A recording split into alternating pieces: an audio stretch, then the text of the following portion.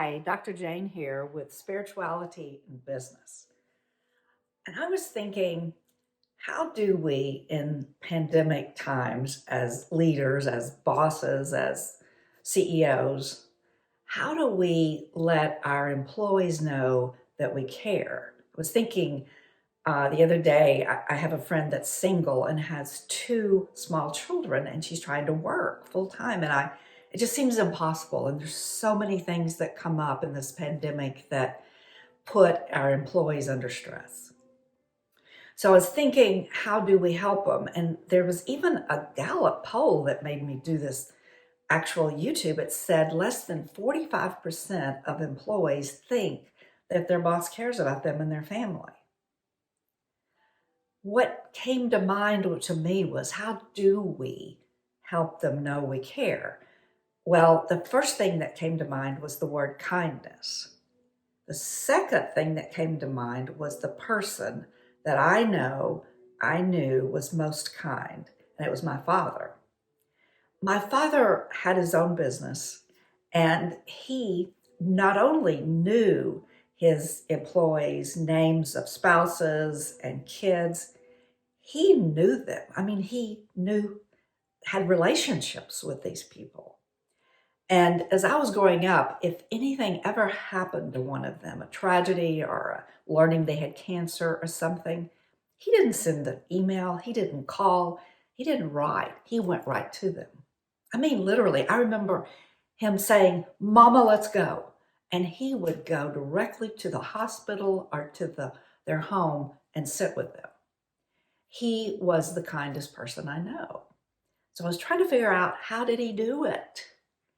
And then I remembered, because my brother the other day reminded me of this. My dad had a pickup truck because he was always going out to the farm to check his cattle.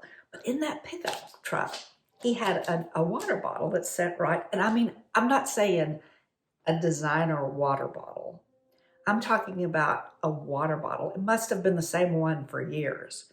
It was dusty. His whole pickup was kind of dusty.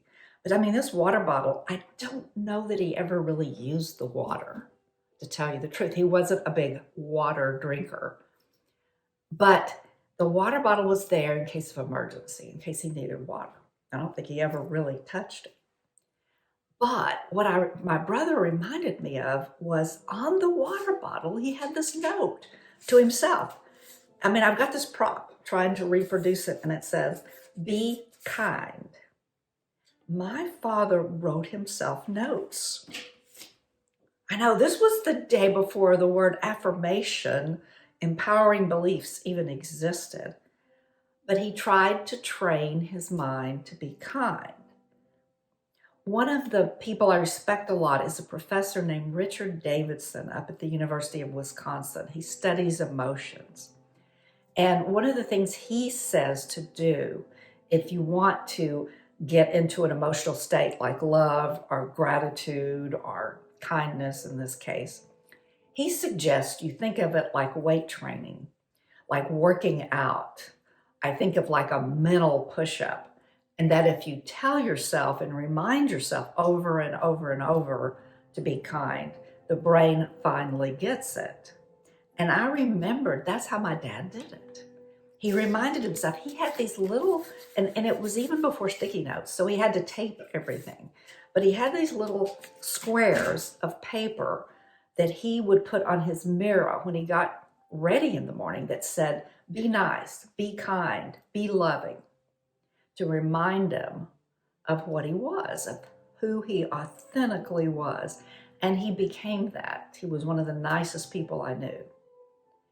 I tell you this story because I think it's important for us to have devices that we can use, structures that we can use to become who we want to be. Be kind to your employees. I think it can help so much in these days.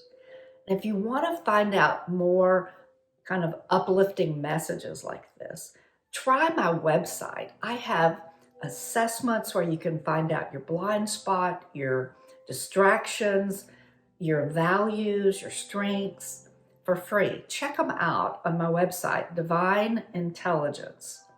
It's called divineintelligenceinstitute.com. And please subscribe to this YouTube, Jayne Gardner at YouTube. Thanks for listening.